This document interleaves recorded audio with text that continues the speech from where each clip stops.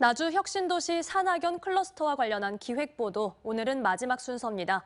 혁신도시 곳곳이 10년 가까이 공터로 남아있는 현실과 그 원인을 앞서 짚어봤는데요.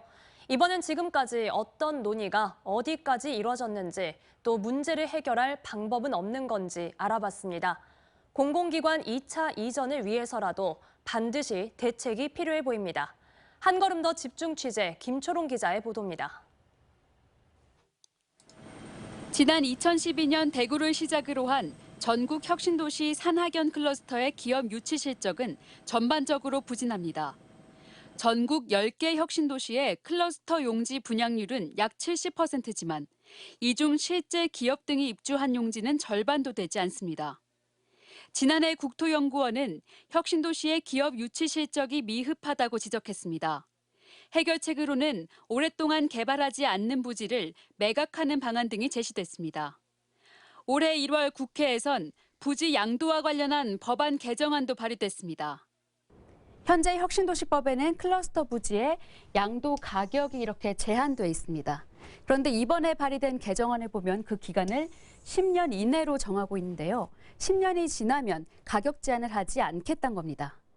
하지만 취재 결과 최근 국토교통부에선 분양받은 땅에 건물을 세운 경우만 이를 적용하도록 논의가 진행되고 있었습니다. 분양은 해놓고 착공하지 않은 경우를 제외한 건 투기 우려 때문입니다.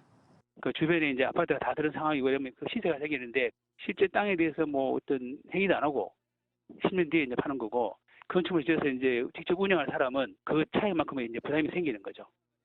결국 현재로서는 입주 승인 1년 이내 착공 등이 이뤄지지 않으면 관련 법대로 승인을 취소해 부지를 양도하게 만들거나 규제 완화와 지원 등으로 기업이 사업을 하고 싶게 만드는 것뿐입니다.